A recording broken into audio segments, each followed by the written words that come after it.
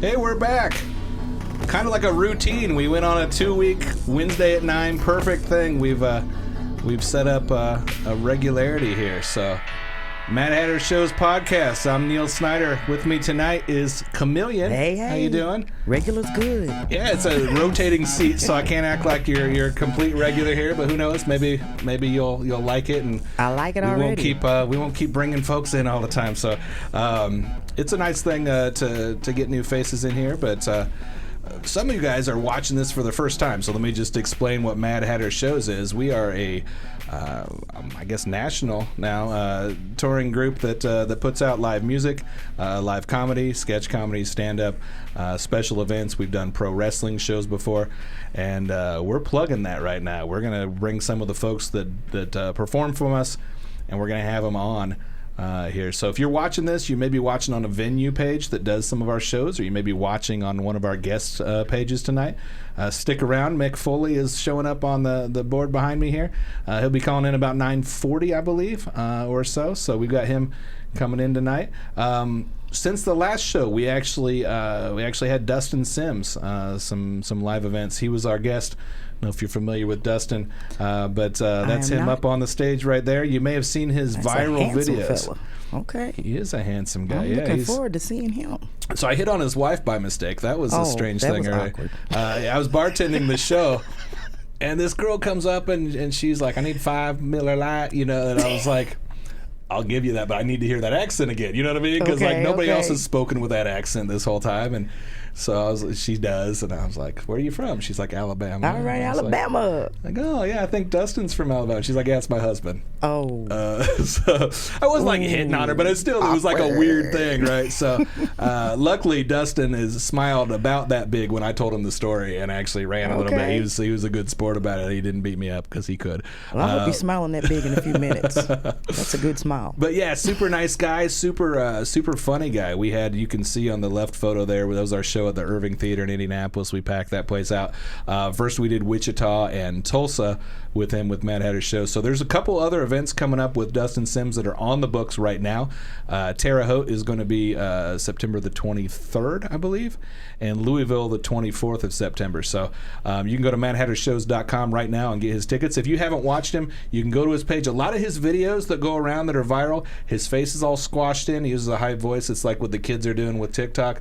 I'm not cool enough to figure it out, but I love TikTok. He's got a gazillion fans on TikTok. So you may have even seen one of his videos and not realized that's him because the face is all goofed up. He wears the cap backwards. He drives around a lot of times doing he's looking more and more familiar. Yeah, a lot of times people they know him, but they don't know his name. We kind of brought that up to him, like, you're kind of a weird famous right now, Dustin. And he's like, yeah, he gets recognized at dollar stores and stuff. So, but that was fun. So we did that, and you've got those shows coming up now this weekend.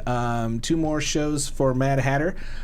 Second Chance, the singer / rocker / rapper / whatever else. How many slashes? Yeah, a lot of slashes. Like he actually will be headlining a show this weekend.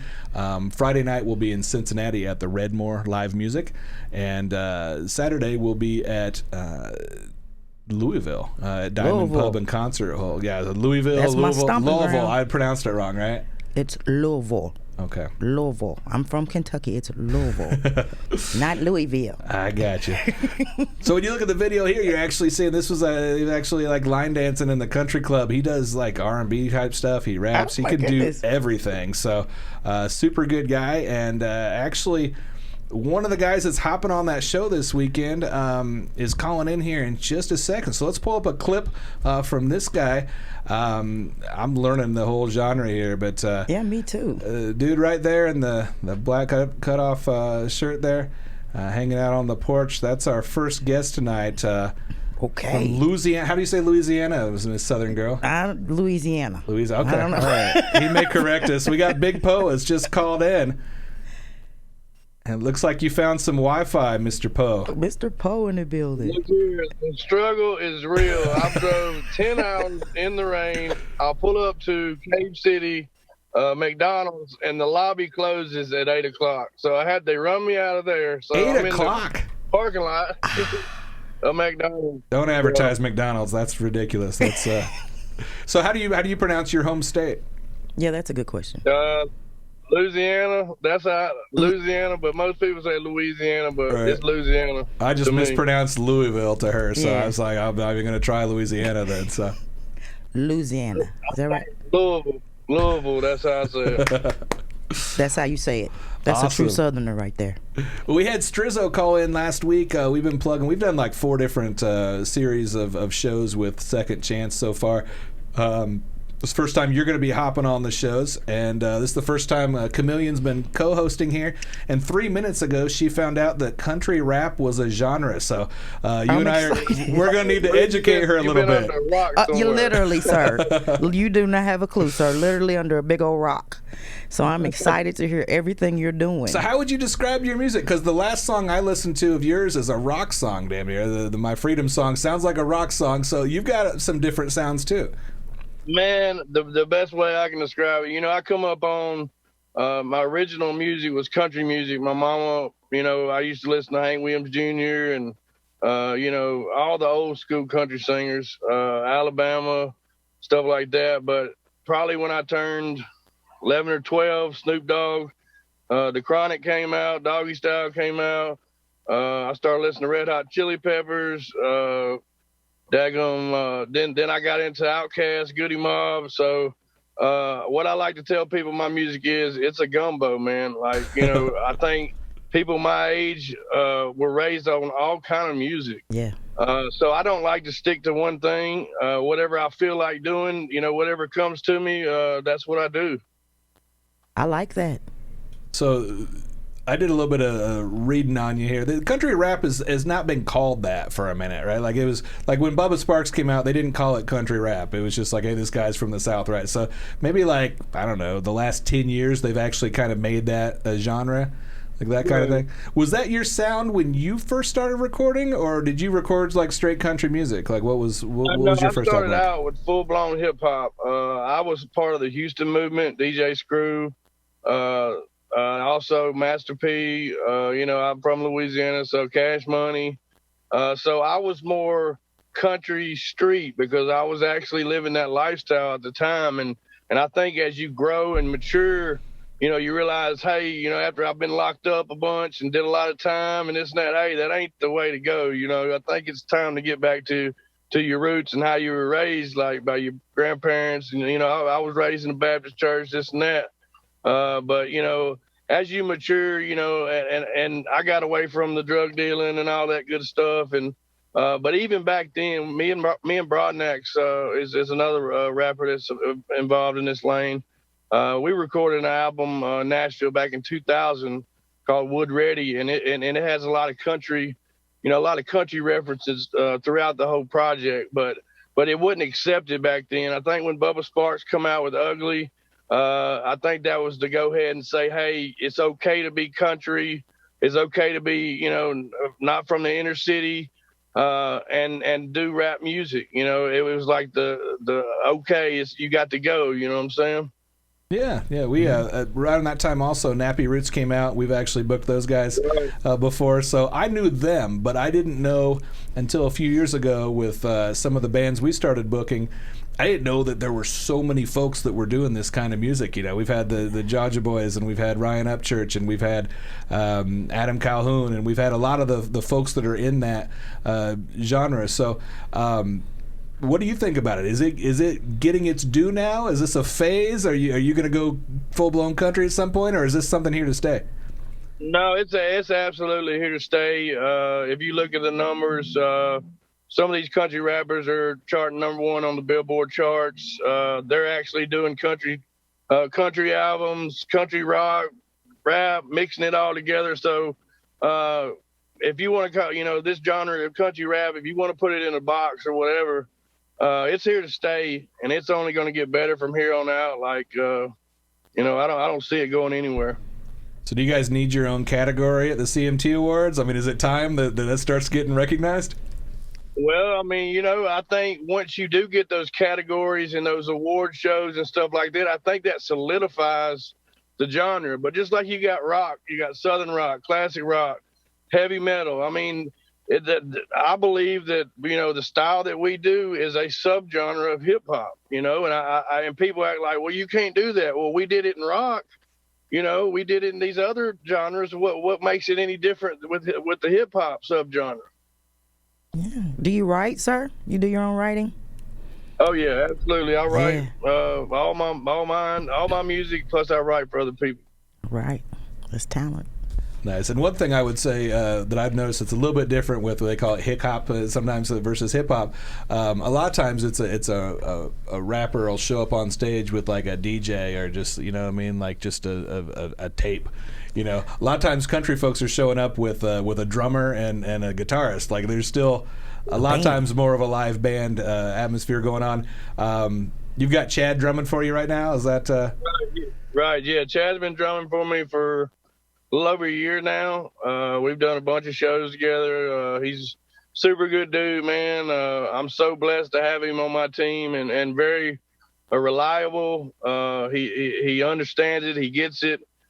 He's down to build this movement up and get behind it, man. And I'm just blessed to have Chad on my team. Yeah, we've met him because we put Drix on a lot of our different shows. In fact, he'll be there, I believe, on your lineup. This is a loaded lineup. When you got Strizzo leading off the show, and then you're going to have Drix and Big Poe and Second Chance all on the same lineup. Like, that is an incredible show to go to. So MadHatterShows.com, you can get tickets there to come see them in Cincinnati and Louisville. And I would imagine that you seem like a super nice guy too, but Chad's maybe the nicest person I've met in the music business doing this. Like, just an incredible, like, there's nothing bad I can say about that dude. So him endorsing you was just like, we got to keep working with this guy.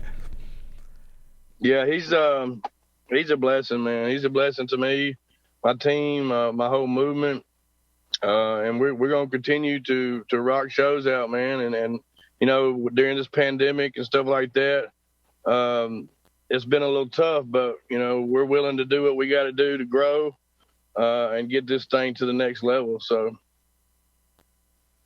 I am impressed. I am impressed. So we do a lot of comedy shows here. Like, are you a follower of comedy? Do you have any favorites in that genre when you're on the road? Donnie Baker's my favorite comedian. Well, I want to meet Donnie Baker so bad, bro. Like, we can make that happen. Drink beer with him or something. Like, we're getting ready to plug Donnie shows. It's almost like you're a plant here. August 27th and 28th in Texas. I'll be his opener. We'll be down there in Lubbock and Amarillo. But you're in Louisiana, right?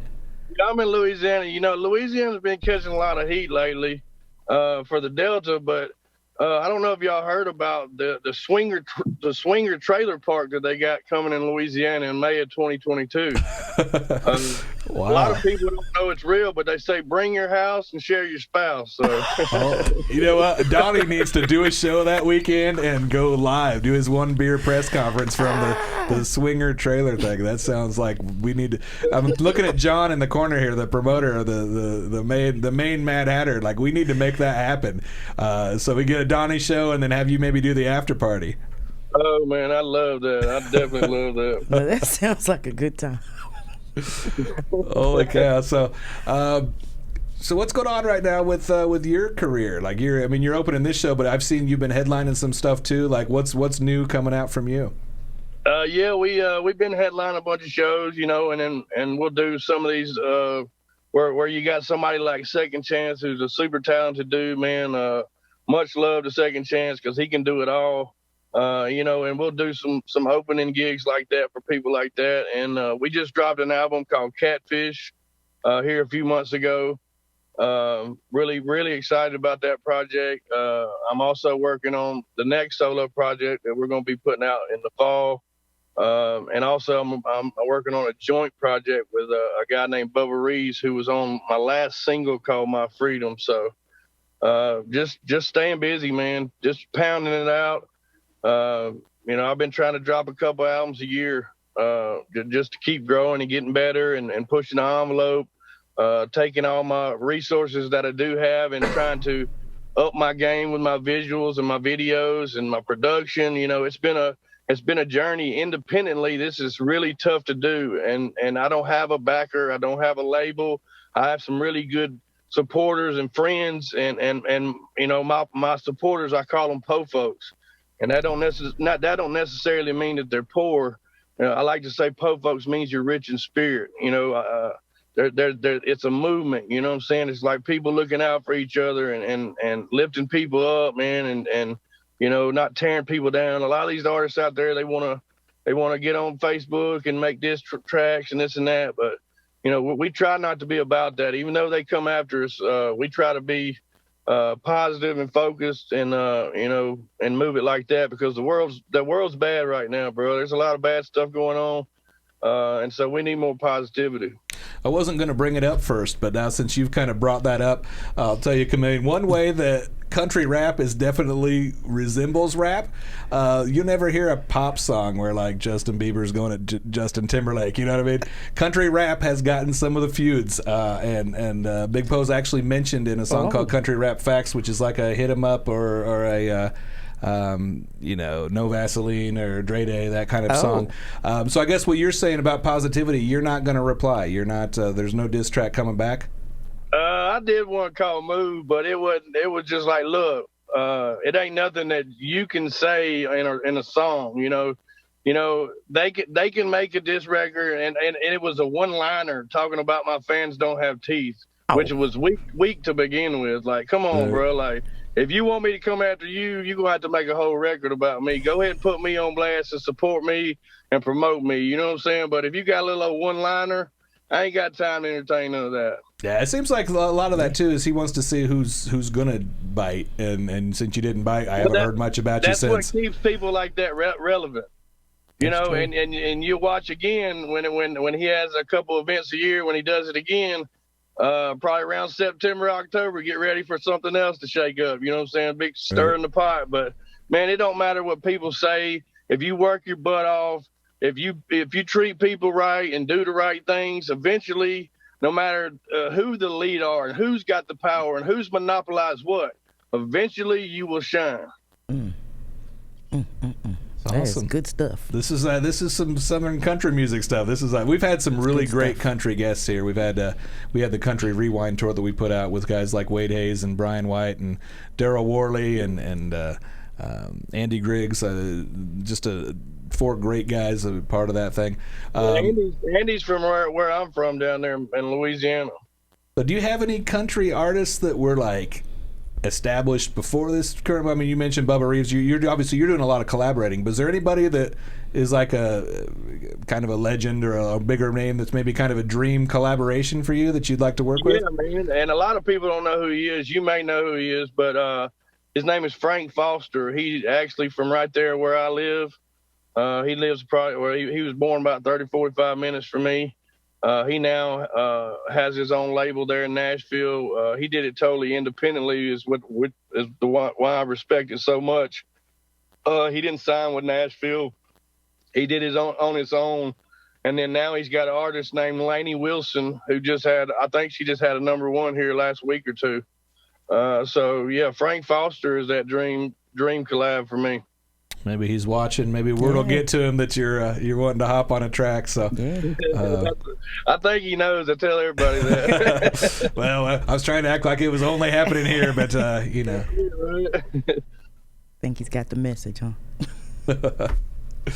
So are there other country rappers that you would recommend for a Chameleon to go home and look up? Who are the folks that you listen to? What should I tell the people that live under a rock? One of my favorites is Big Chuck. He's been one of my mentors in this game for several years now. I like City Chief, Hitman. There's all kind of people, man. Broadnax. He's from the same town. When people ask me, where are you from, Poe? I live in the same town as Duck Dynasty. So Willie actually lives probably, 5 miles from me, right off the same road. Nice. We did a show with Cy Robertson. He's got a band. I don't know if you knew that. His band is called. I knew he had a band. They're called the Psychotics. And he's like their Flavor Flav. Like he's, Oh, wow. you know, like they let him sing on some stuff, but he's it's actually like two legit musical artists along with him. Yeah, actually, Bridget Tatum got an award while we were all out to dinner one time. It's like she won it virtually, and like we were like in a Chili's or something. I can't remember. It was crazy. So he's got some legit people that will work with him, but he's a super nice guy too. So sounds like Louisiana is like somewhere I should visit. Like, me too. You know, There's a lot going on there. You need I think there's a lot of you know, whether you got Swamp People, you got Duck Dynasty, you know, all that mystique or whatever you would call it, with alligators and the culture, you know, the Louisiana culture, the crawfish, the shrimp, jambalaya, gumbo, you know, that makes you really feel proud from where you're from, man, because it's so unique there in Louisiana. You know, we went through a lot of trials with all the hurricanes, and we've taken a bunch of losses, but, you know, we pick it back up and rebuild. You know, Louisiana is one of the poorest states in America. So, you know, we just we're resilient people, man. Got heart. Yeah, one of the saddest days in my recent memory was when Mudbug's Cajun Cafe in Carmel closed. Roy was from Louisiana, and I'd never had Cajun food till he came to Carmel, Indiana, where I lived at the time, and that was life-changing. You know what I mean? I was just like, the gumbo was incredible. Like, I would go there. We had all-you-can-eat gumbo day, and I would take it as a challenge. It was just... literally a challenge. Yeah, absolutely. I'm a mean gumbo, so anytime you're ready to have some good gumbo, man, I got you. This is being recorded, so that's I think that's in a court of law. This is actually like a legal contract. So can you make the gumbo, sir? Can you make gumbo? Can you make gumbo, sir? Can I make gumbo? Can you make good gumbo? Does a bear crap in the woods? He does. He does. Okay, I'm coming for the gumbo. That's the gumbo for me. In your gumbo, because what I ate usually was chicken and sausage and like rice and spices. But I know people throw everything in there, like shrimp and whatever.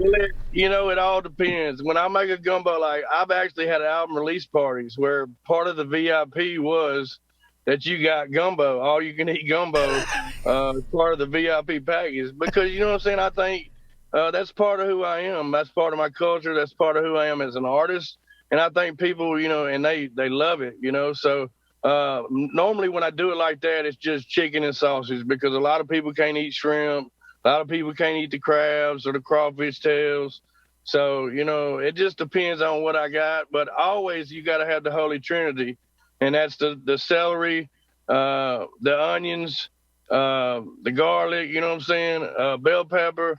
So you got to have that. Yeah, that's the basis. And then you make the roux, you know, and that's when you sit there and you stir that oil and that flour for hours, sometimes longer than that. And that's dedication. Just keep on stirring it till you get the consistency that you want. And then boom, you add all your ingredients, let it simmer a little bit, man. Get you some crackers, some rice, and you go to town, baby. And it's better day 2 and 3 and 4, right? Like if you've got leftovers, right? It's like better the longer it sits there. It has to be. Is day 3 the best? Hold on 1 second. Yeah, I think he's getting an inbound call too. I bet at the day same 3 is time, the best day. Somebody try to on call day 3. me. Let's see. That's that money calling.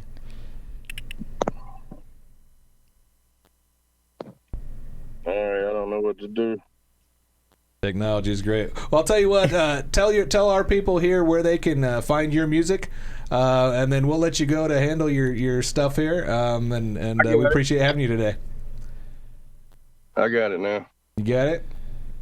Yeah. Well, where can your people that are discovering you for the first time today? Where can they find your music? Where can we go? Big Po Music, man. Big Po Music on Facebook. Big Po Music Instagram. www.bigpomusic.com. My music's available on all digital outlets. Just type in Big Po, man. I got some music for everybody, young, old. It don't matter, man. I guarantee you I got a track that you'll listen to. So just give me a chance. That's all I ever ask anybody, man. Just try it out. Give me a chance. Awesome. Got my chance. Some of the nicest people I've met are folks that do country music. So it's definitely appreciate having you on here. Yes. Hopefully you and I cross paths at some point too.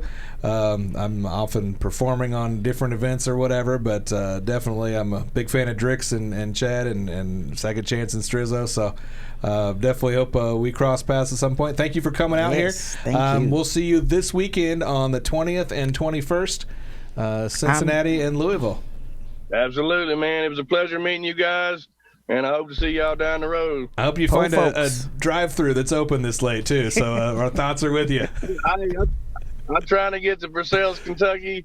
I'm probably about 2 hours away. I've been driving in the rain all day long, man. Then we're going to get up about 8:30 in the morning. We're going to head to Medina, Ohio. We're going to be opening up for Second Chance there tomorrow night, and then we'll be headed to Cincinnati, and then we're coming to Louisville, so hopefully I can see y'all at one of those spots. Awesome, man. All right, man. We'll talk to you later. Be safe. Be safe, brother.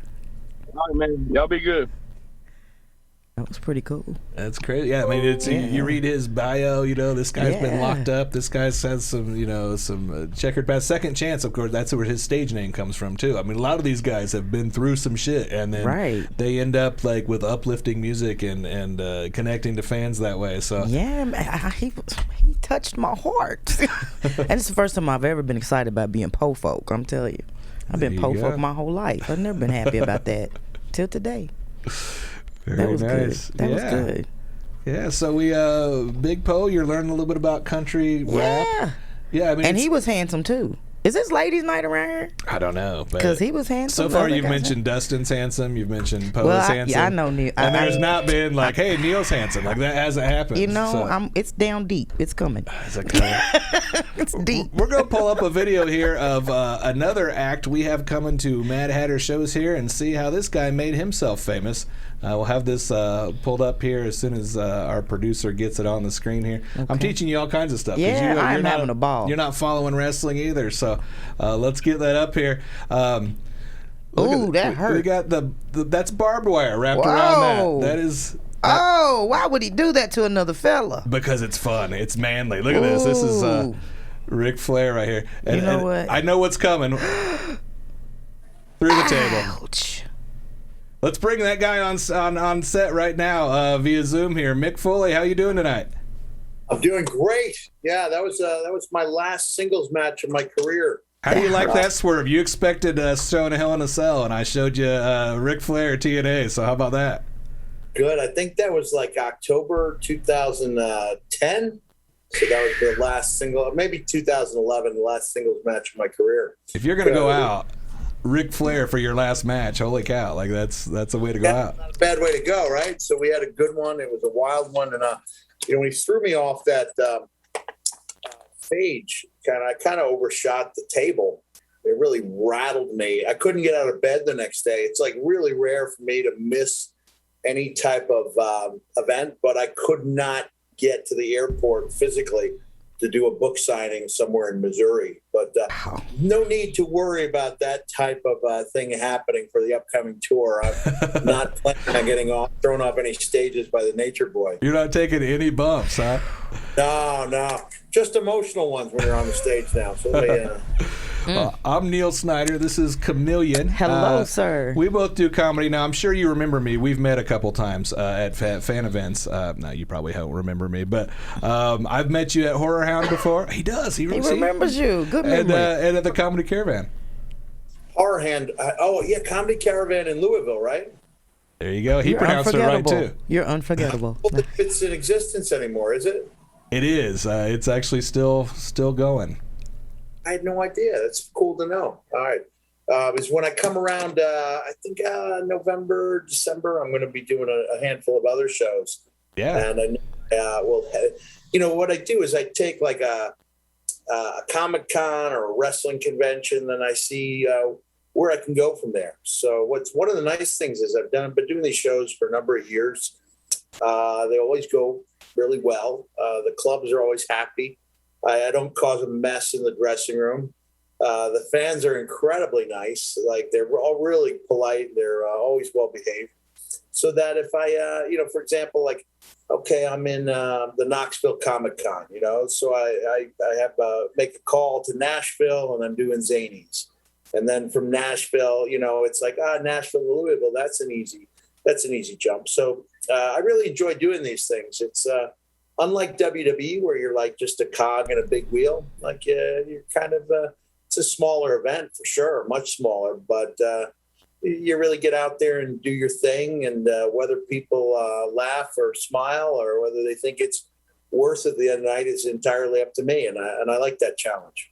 Yeah, I figured that you're not just doing this for the money, because you can go to an autograph signing and you can make a lot more quicker. So there's got to be still something that makes you enjoy getting a reaction from a crowd. Yeah, it is. The easiest thing in the world for me is to do a signing, especially when you do the clubs, even if they are. I do roughly a PG-13 show. I drop one F-bomb in a 90-minute show, and I'm pretty proud of that. And even in events where they say it's all ages, very rarely do you have, younger fans coming. But when I do a signing, I'd say 50% of the people who come are children, families with children who weren't even alive when I was wrestling. And it's fun and it's gratifying, but you're not performing. So when I get up on that stage, it's very much like being in the ring. And you do have the opportunity to fail or succeed, and that's exciting. Nothing's a given. As you know, there's nothing's a given when you get up there on that stage. Every crowd is different. Sometimes they're absolutely buying everything you're selling, and sometimes they're pretty tough and you have to work on it. But I enjoy it, and I really look forward to doing this tour. Well, and I have to confess that I didn't know a lot about wrestling before today. But I will tell you that every male I know has deemed me unworthy of this seat tonight. They have. You have a huge fan base, sir. Huge.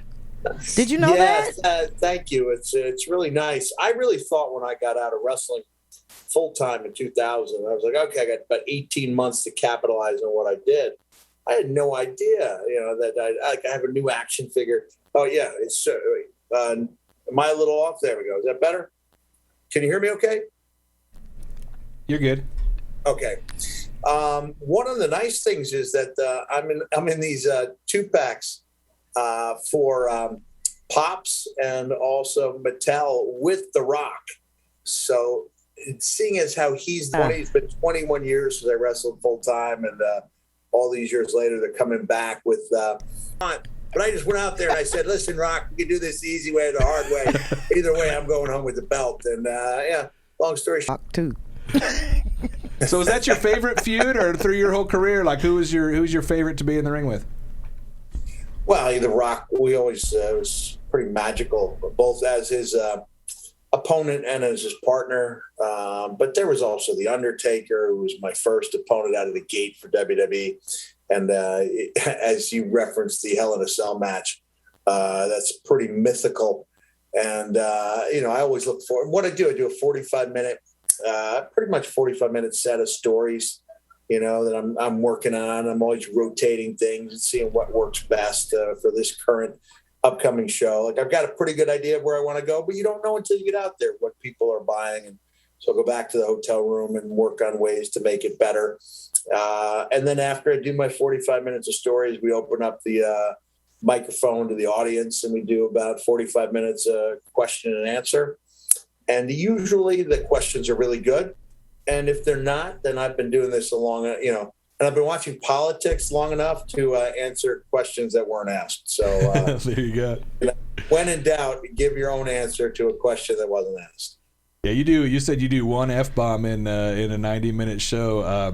I think Raven leads off with an F-bomb. We've opened for him. So I think you've inspired some other acts, because there's several folks now going around and doing storytelling shows, but you're kind of the first one I heard of. How did that even become about? Like, were you just like, hey, I could do this without actually getting hit with a chair later? Well, there were Roddy Piper went out on the road. I don't think anyone ever pursued it as much as I did. Like Handsome Jimmy Valiant. He did a comedy set. King Kong Bundy did a comedy set, but I don't think anyone pursued it as hard as I did, and I don't think anyone realized after about 4 years I went to Just for Laughs in Montreal, and it dawned on me that, wow, there's like 200 funnier people than me in this hotel. And I was like, and they've been doing it for 20 years, right? And here I am. I've got these great stories, and I'm not telling them because I want to say, no, I want to do things my way. But a key moment for me was seeing Willie Nelson perform on stage, and you don't get the feeling that he's just going through the motions. You get the idea that there's no place in the world that he'd rather be. And so I just started working on stories, not just winging them, but working on stories and writing them and trying to figure out where I could get reactions, laughs, cringes, awes, whatever it might be. And then when I brought those stories to life, I felt like, wow, I'm really creating. So I do enjoy it. And I do think it inspires a lot of guys. Just want to go out there and do the Q&A, which is kind of the cheating way around it. Because, like I said, there's no potential for failure. There's no potential for failure. There's no enjoyment of the success. But there are some guys out there who's, I think some guys like Jake Roberts and Jim Duggan saw what I did, and they're like, hey, I've got good stories too. We work with Jim. He does like this is my life. So his is like a script that's like pretty well the same every night. Is your show like that, or do you jump around? Do you kind of have different shows? Oh, which guy are you talking about does it? This Is Your Life? Jim Duggan. It was like when we booked him, it was kind of like that every night. It was like pause for the same point after the same joke, that kind of thing. Yeah, well, you work on stories and you see there's generally kind of an arc that goes to these things. I think a lot of comics are the same way. You're working on stuff, you're seeing what hits, what lands, you're building stuff, you're discarding stuff. And then you get to like a golden area where you are working on the same stories, but they're getting really good. And then you get to a point where you're like, okay, I'm kind of sick of these stories, but they're really going well. So I'm going to hold on to them for a while. And then at a certain point, you're like, I never want to hear myself tell this story again. But because this is a relatively short tour, it's a pretty intensive 1 month tour with 23 live shows in 22 different cities. You really get that golden period where I'm thinking I'm going to rotate between two different types of shows, so that if people want to attend more than one show, they won't be seeing the same show. And then every night, the Q&A makes it a different show anyway. So definitely. Even if they do catch me where it's like, hey, you just told the same stories as you did 3 nights ago, it'll take on a different feeling because of the Q&A. And I never know how I'm going to go into the F-bomb. That's the great thing. I got to feel out the crowd. I've got like 5 or 6 different ways. And then somebody says something, like either I notice something during the show or during the Q&A. And I'll tell you, like, for a guy who drops the one F-bomb, if I do it correctly and I get a standing ovation, it feels very much like being in the middle of Madison Square Garden. It really does. See, that's the thing. Like, you didn't watch wrestling. Mick is probably the best person ever to just go into the middle of the ring and mention the name of the city and watch them go nuts. Like, how did you pull that off? Like, it's not everybody's been able to do that. Well, it's just a wink and a nod to all the people who ever pandered to audiences. But I just do it in such an over-the-top way that it's great to be here. And I've had people who actually come back, other wrestlers, I'm sorry, that was your thing. I was like, I was stealing it from every other hacky guy who came out and said, hey, it's great to be here. You got the best reaction. Yeah. Right here in Pittsburgh, Pennsylvania, right here. Yeah, that's you got to let people know that they're too good to be pandered to, but you're going to pander to them anyway. That's awesome. Well, we saw you carving up Ric Flair when we first started with Ultra Violence. Let's look at another video here that we've prepped here. A little bit different side of Mick here. What's going on in this video? Oh, I'm opening up a proclamation that Santa gave me that allows me to be an official ambassador. Yeah, because this was my old house, but I had a year-round Santa room. And you can see that beard is coming in nice. 12 years, I've been portraying the big guy to the best of my abilities and doing a pretty darn good job. Those of you at home, if you can Google Bill Murray and Santa Claus, and you see a naughty-looking Bill Murray being, browbeaten by, Santa, and Santa looks familiar, that would be me. Has Neil made it off the naughty list? That's the question I'd like to ask. He's a lifer. We're in Indiana, where Holiday World is. I know that you've been there before, and Santa's Candy Castle and all that. Like, you've got to like our state, I think. Yeah, I love it. I did my show at the VFW Hall in Santa Claus. So and I've done a signing at the castle. I love it there. I love going to the park. Actually, I did a memoir about my experiences as one of Santa's helpers, and the people at Holiday World opened up the park after hours, let me sit in Santa's original chair. The That's real amazing. famous Santa. Oh, it's killing me. How do I not know his name, Janice? Forget. Just hope the Santa community's not watching. Kill me. He's the most famous Santa of them all. We're running this podcast on your page, so I'm going to guess there's some Santa people because you're a notorious Santa fan. So, sure. How does a guy that's this friendly? How do you muster up? How do you beat people up? I'm gonna hit somebody in the head with a chair 20 times tonight. Like, that's. Yeah, I had to get in the zone. It wasn't as easy for me as it is for some people. So I really had to, especially because I was a bad guy for much of my career. I did not have the look of a good guy. And Mr. McMahon basically put a leather mask on me and made me Mankind. It was just a quest to cover up my face because he didn't think I looked like a star. But, I had the long hair and I really believed in what I was doing. And, like I said, I was in that zone. I would have to sometimes think of ways to almost transform emotionally into somebody who felt almost like a different person, so I could do the things that needed to be done. Now, I did find out there were a lot of Cactus Jack. Am I correct? Dude Love, Mankind. Now, which one were you most proud of? Which one brought you? Should I say joy? Is that the right word?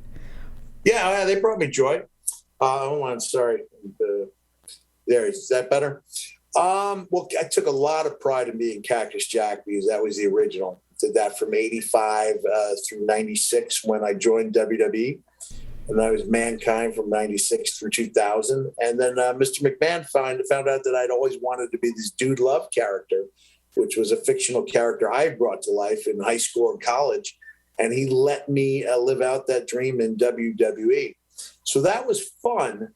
But as much as I love being Cactus, as years went by and I found out how much the Mankind character meant to fans, especially after he had his bad guy stage. And he kind of slowly but surely transformed into a really likable character. And he was a character that a lot of people saw a little bit of themselves in, not wearing a leather mask and calling for their mom, but somebody who didn't quite fit in, who managed to be a success anyway. Right, I get it. So I think back in the day, there was I think this has been dispelled in the last two decades because there's a lot of pro wrestlers that have become celebrities in other ways. But in the old days, it was you were these big brutes, and you were maybe just a big dumb punching machine, this kind of thing. You were one of the first guys. Like, you put out a young adult novel, you put out autobiographies. Like you were a Beefaroni commercial. Like you kind of like made this mainstream. You're Santa Claus. It's amazing. Like, do you ever just look back and go, I took pro wrestling to this level and all these different media opportunities? Well, I don't know if I took it. I think there's a guy in Hollywood who took it a lot further than I did. But it was nice. It was like no matter how many times I had a book coming out, it was always such a simple sell. As a wrestler writes a book. So I was consistently hurdling over a very low bar of expectations. And on one hand, it was an insult that the bar was set that low for me. But on the other hand, it was pretty easy to vault over it. But besides Piper and Hogan, like, was anyone else doing other stuff like before you? I mean, I know The Rock almost came later than you. Yeah. Well, Terry Funk was, in my mind, greatest wrestler of all time. And he did some pretty good stuff in Hollywood. He did Paradise Alley with Sylvester Stallone, the first movie that Stallone directed, and it was on his advice that Stallone cast Hulk Hogan as Thunder Lips in Rocky III, and Terry did he did some TV, and he did the one with the one where Patrick Swayze was the bouncer in the club. can't remember the name Roadhouse. of the band. But he did a lot of good stuff. And there were some other character actors who were wrestlers, because they were pretty good characters. Hardboiled Haggerty would be one, but there've been a handful of people, and especially in Mexico, guys they'd perform in movies with their wrestling masks on. So that was just part of the culture. But thank you. I did come along, and I did have some success, especially with the books. And later with the shows. I guess you could say I'm the guy who opened the door for other wrestlers to do books and to do these shows. Well, kudos to you, sir, for your work. I've read today about your work with the organization RAIN and different organizations. Yeah. So kudos to you. For 2 years, I was an online crisis volunteer. And then for 3 or 4 years after that, I helped them raise some money with we do a WrestleMania big sweepstakes, and I think a few years in a row we raised over $100,000, and we did an auction of some of my old stuff, and all in all I think we raised $500,000 for them. And more importantly, I think, is the time I put in, because it was really important to me to try to make a difference. Well, I think you've done that.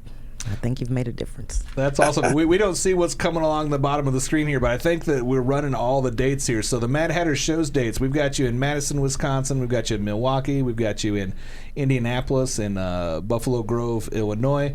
Where's our Lafayette, Indiana? Is it 5 shows that we have with Mick? And then normally we would only plug our shows here, but obviously you mentioned 23 dates. One of my good friends, Mike Stricker, is set up some shows in Illinois with you, so I know that he's planning on being on the Hobart, Indiana show too. So hopefully you'll enjoy meeting him as well. Super nice guy. Do you have fun like meeting the local comics and that kind of stuff? Is that still like a thing you get it? Yeah, I do. Yeah, I always enjoy hanging out with the comics. And they one thing is the comics, they see how hard I work at the shows. Like, I know there have been guys, they just use their time on stage as a way to get to the merchandise table, but they see, and I've had some comics who said they were pretty skeptical. And then they showed up without any fanfare just to check it out, and they really liked the work that I put into it. Awesome. Now, you mentioned that your last match was the one that we showed there, but I happened to be in Chicago Heights, Illinois in 2019. I was in the crowd for this event. Oh, wow. This might not have been a sanctioned match, but you mixed it up with Frank the Clown. The last match with Ric Flair, the last match with Frank the Clown.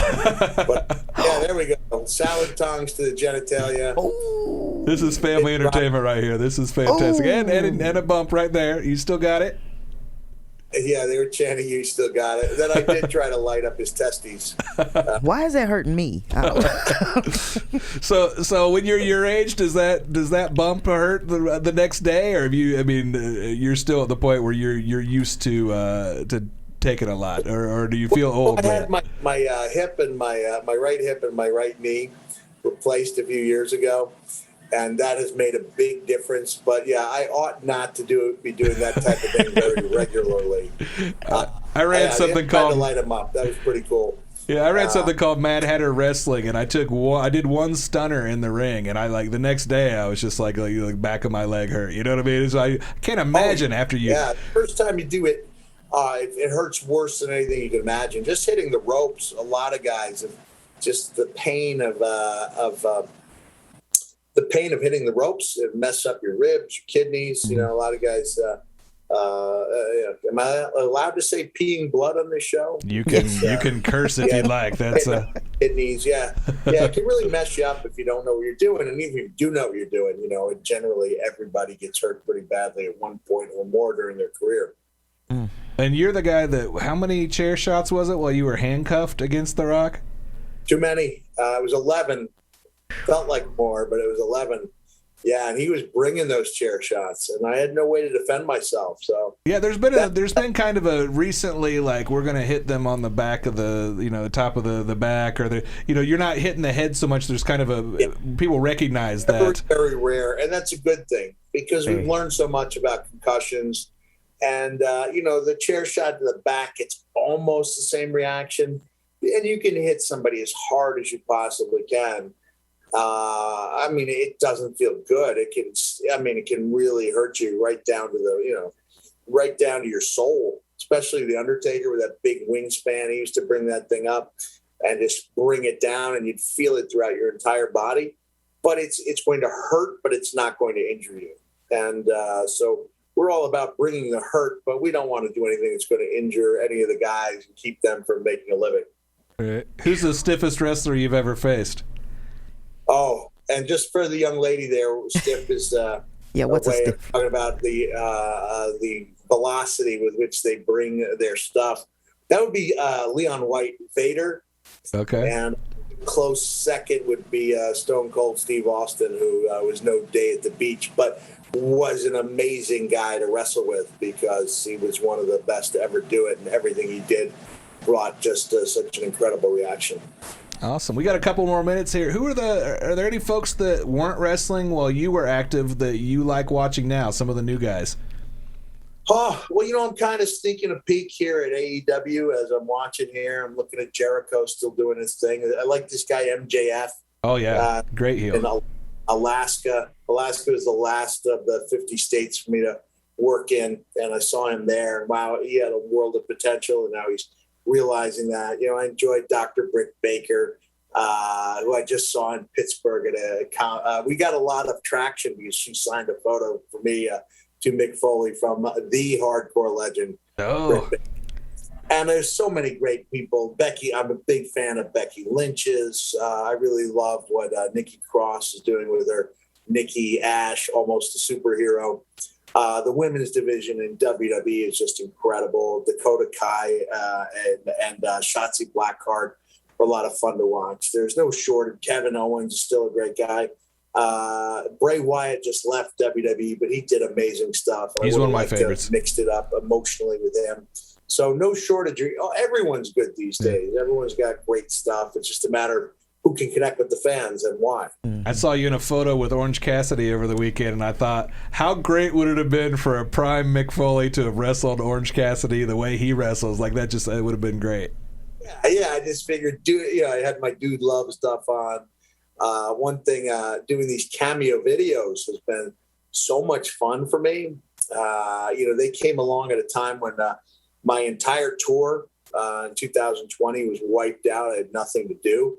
And then someone talked me into trying these cameo videos. And so eventually I got into doing all the I can't do Cactus Jack because that's just like an old guy with a wig. But with the other characters, I can kind of transform into them, and I write songs for people's birthdays. I really like, I love the idea of bringing a smile on people's faces. And once I realized that I had fun doing the characters, I started bringing my wigs, the Mankind mask, and bringing it, doing it up as much as I possibly could for people. Awesome. What do you got? Your closing comments here, Chameleon, for Mick Foley, who you finally got to meet? You're the nicest, scariest dude ever. I'm just floored. Well, you need to come out to our show. He's going to be in Indianapolis September 26th, and you can meet him for the first time. As you can see, it's going to be reuniting for Mick and I because this was he's clearly recognizes me because he's pointing. He's like, holy cow, that's Neil He's pointing Snyder. at your stomach. That's right. That was at a convention, right? That was at Horror Hound in Sharonville, Ohio. Yeah. It's funny because a wrestler can go to just about any type of atmosphere. Wrestler can go to a horror convention. Wrestler can go to a monster truck show. Wrestler can go to a sci-fi show, baseball card show. Obviously, a Comic-Con wrestling convention.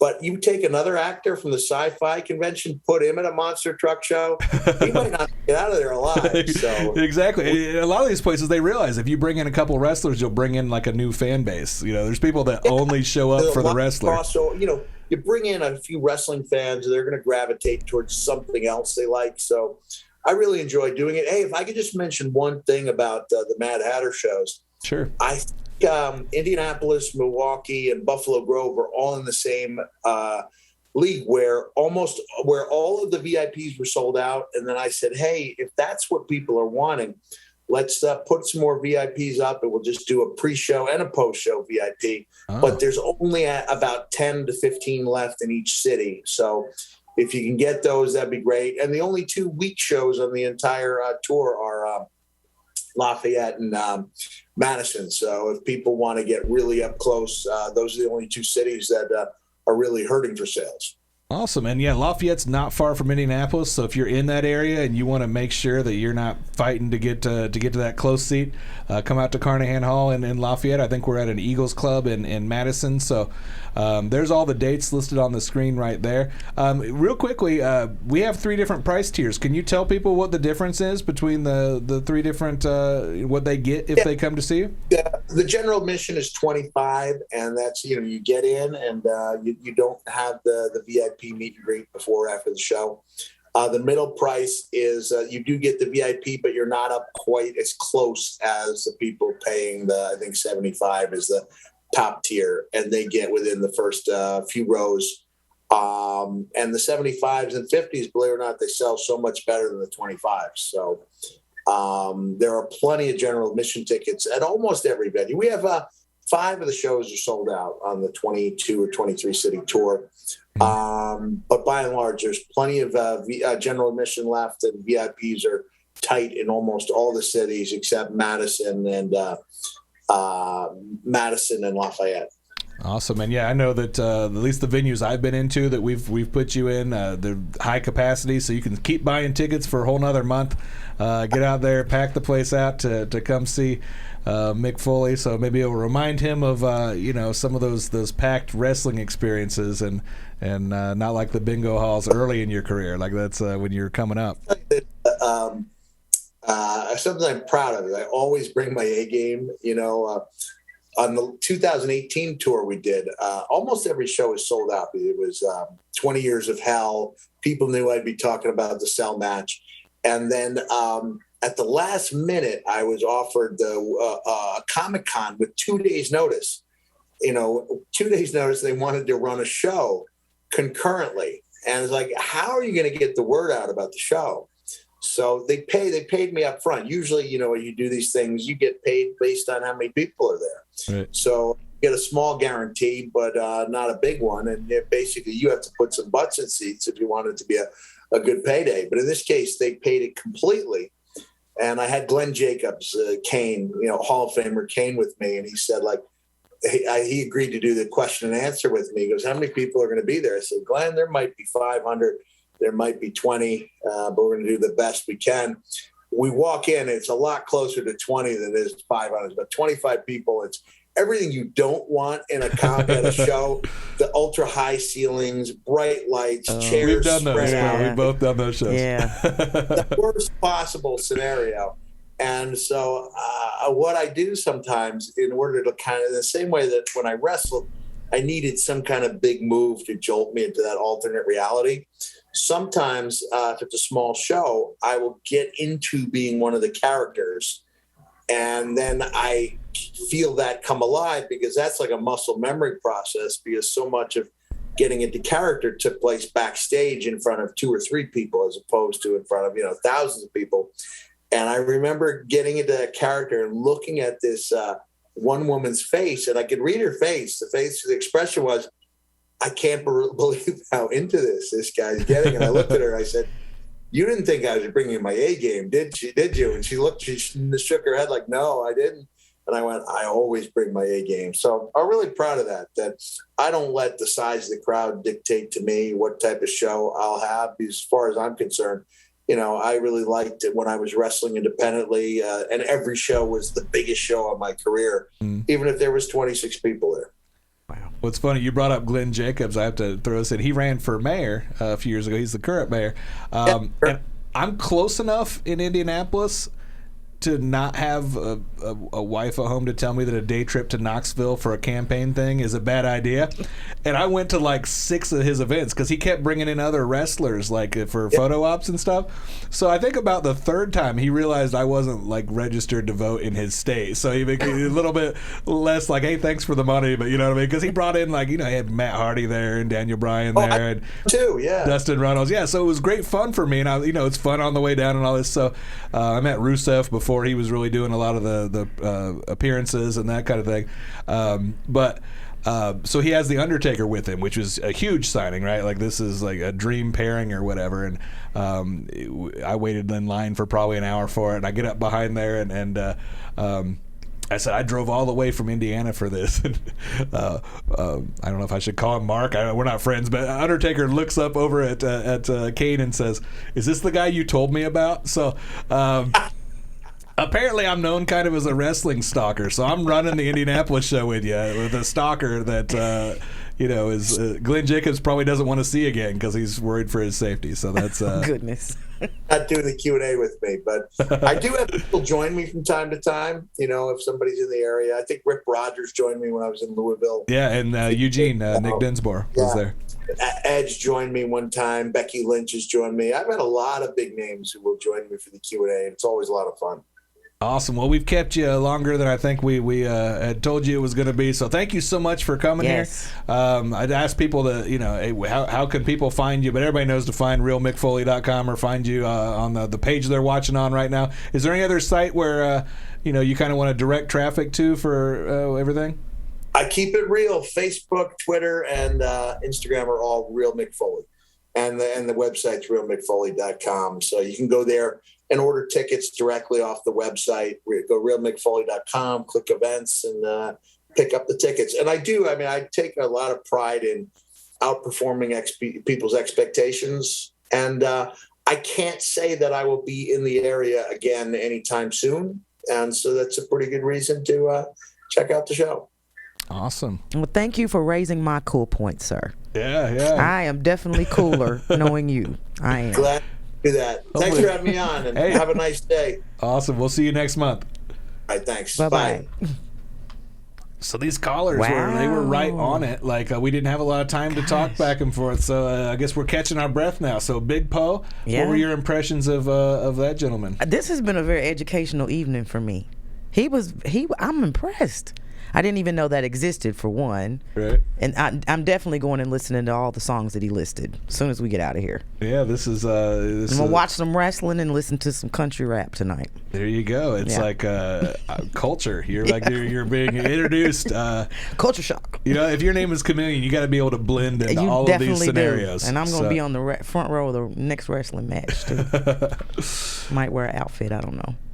An outfit? I might get me a wrestling outfit. Oh, wow. Did you see how cool those outfits were? Yeah. You weren't paying attention if you didn't. I don't know that wrestling events are ones you cosplay at, but, you could, I guess. That would...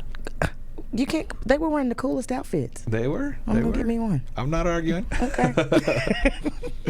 So we got some future shows coming up here, and we'll see if you recognize these folks. I'm going to go ahead and do the shameless plugs for our other Mad Hatter events that are coming up. So this weekend, Second Chance, featuring DJ Strizzo and Drix, and also Big Poe. Cincinnati, Ohio on Friday night. Louisville, Kentucky on Saturday. Tickets available at madhattershows.com. He's going to go out there. It's a hip-hop environment. He's going to sing some slow country. That's going to be... It's a show like you haven't seen before. You've never seen a DJ set mixing in country music as they're going along. Like it looks so cool there.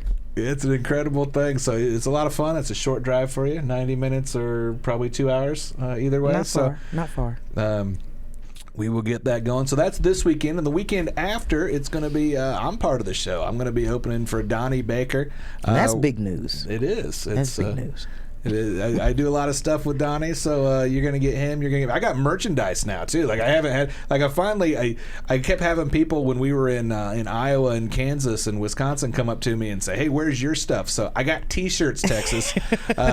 We're not a lot, but I got some T-shirts we can sell too. And if you want to see the B side of the card, you can have that memory too. Flip them over. There you go. We're in Lubbock, Texas. We're in Amarillo, Texas. MadHatterShows.com. We are scheduled with Donnie all the way through the end of the year right now, published on the website. We're actually talking about our 2022 dates, so those are going to be announced soon. But all the way through December 4th, we've got shows in Louisville. We've got New Albany, Indiana. We've got Richmond, Indiana. We've got Indianapolis. He's going to be here with his band, the Pork Pistols, the night before Thanksgiving. You can see there's some dates in Wisconsin, South Dakota, Minnesota, Nebraska. So you guys get around. We do. We became national in a hurry. We used to be like 3 states, and now we're like all over. We've been in Florida with this guy. So Donnie Baker, MadHatterShows.com. You can pick out a show and get out there. So What else is coming up? Let's bring up. I guess Ginger Billy's the next one. Have you heard of this guy? I know Ginger Billy. You do know? Okay, so he's. I'm a ginger. Duh. There you go. Is that how it works? You get like an alert? You do. Like, one of us is on TV. If a ginger makes it, every ginger gets an alert. I'm on it. There you go. So, he's kind of like Dustin that we just had this weekend. He's kind of been around for longer than he's been super big, but he kind of caught fire. I don't know if the pandemic was like when he went from kind of small celebrity to like megastar. This guy has a meet and greet that's we've had people already mad that the meet and greets are sold out certain places. So yeah, if you want to meet this guy and your city has tickets available, like buy them now. We're kind of like Donnie. We just announced more shows. I don't even know all of them. Like we've got him in Maumee, Ohio. We've got him in Saginaw, Michigan. Those have been added. I know he's in Indiana. He's in Kansas City coming up. So all kinds of different shows with this guy. So go to MadhatterShows.com. This is the common theme so far. That's the website. Yeah. Come out and see Ginger Billy. Another show it's selling quite well right now. Super popular. Yeah, the Hodge twins are coming to Mad Hatter shows as well. More handsome men. Yeah, this is. Goodness. This is. I probably. It's weird. I should probably be self-conscious, right? That like I can't help it if all the men you put up everybody are handsome. I bring on like on the screen is attractive. Even Mick. Mick's missing a tooth and part of an ear, and probably still more handsome. But he than was me. so nice and handsome. That's all right. I'm funny, right? Is that? You're funny, handsome. Okay. You're handsomely funny. Okay. I don't think that counts. But the Hodge twins, Milwaukee, Fort Wayne. Where else are they? Where's the other? Terre Haute and Evansville, right? And there's two of them, ladies. There's two of them. They're identical twins. They are identical. They're going to be telling jokes and probably pissing some people off. They are outspoken and they're not afraid to ruffle some feathers. So grab some tickets there to the Hodge twins at MadhatterShows.com. Two other folks I want to remind you are also coming later, and probably. Chameleon's gonna think they're both handsome too. Let's see. Let's bring on Christopher Titus here. Oh, handsome. Now, do you know this guy? Are you like sweaty hands? Like you don't have cable? Like this is the first time I'm seeing this person. Hands doesn't have cable. He has everybody else's apps downloaded on his TV. There you go. This guy had a sitcom in the early 2000s on Fox. He's he did. He's too big for clubs now, so he's hitting one-nighters, and we've got him in Wisconsin, and we've got him in Hobart, Indiana. So one November date, one December date. Christopher Titus, MadhatterShows.com. And then a just announced show just a couple weeks ago. Reno Collier is going to be on this show too, but I don't have a clip of Reno. You probably couldn't handle that handsome. But the other guy is John Reap, and we've got 2 dates with him as well. Another ginger. So, I don't know. How does that work? A ginger beard too. Do you now figure, that's nice. Do you think so? That's how you measure ginger? Is the beard is? I mean, all gingers are cool. So a ginger, if you were a ginger, you're automatically cool. So I'm gonna go see him. I'm gonna go see the twins. I'm gonna go see all those people. I didn't know you knew all these people. That's why we brought you on. Like we don't care if you co-host. We just want you to buy all these tickets. So that's I'm gonna buy tickets. We just keep rotating that seat so we can get more sales. So you can sell tickets. Absolutely. So MadhatterShows.com. We got John Reap in Bowling Green and Evansville is the other one. I love Evansville. I'm doing all this off memory, and apparently I still am good at remembering things because it'll pass. Don't worry. Yeah, it's keep waking up. I don't have any friends or family, so I look at dates and I remember them because I don't have my own. So that's how it's going. So, what do you think? You have all these friends. All these famous friends. You have plenty of friends. Yeah, these are lots of friends. I like to call them my friends, but acquaintances. Maybe. My other hobby is I go to fan conventions, and I just like am I really friends with you, or you just like me because I just handed you cash? Like you know what I mean? It's like fan or stalker. We get exactly. We got to find a category for you. I don't know if fan is the category. It's a more wholesome prostitution thing, but it's the same concept, right? Like you're taking somebody's time for cash. Like right. Okay. That's what's going on. So, It's transaction, bartering. he's It's putting bartering. the money. He's like, they just said prostitution. Let's get the exit music on here. So, we had fun tonight. Thank you for having me. You want to come some other time? Oh my gosh, I loved it. Please have me back. You know what? You would be the third repeat host in history, and for all the Trivial Pursuit people, like you would be. Okay, you that's would a be good one. That's a Jeopardy clue. You could have that. I don't know if anybody follows us like that. We have random folks. I got recognized in Iowa. I was like, you're the Mad Hatter podcast guy, like, because I was just selling that's Donnie's cool. merchandise, and the guy recognized that I do the podcast. So. I'd love to get recognized in Iowa. Bring Not me ju- back. Bring Not me just back. an infomercial. MadHatterShows.com. The incredibly talented Chameleon and Neil Snyder. Thank you. We will be back. We'll see you here in, I don't know, it'd be nice if we did 2 weeks, but we'll see how that goes. Probably sometime next month we will be back. Tell your friends about us. Go to MadHatterShows.com and find the event closest to you. Buy tickets. We'll see you next time. Buy tickets. Good night.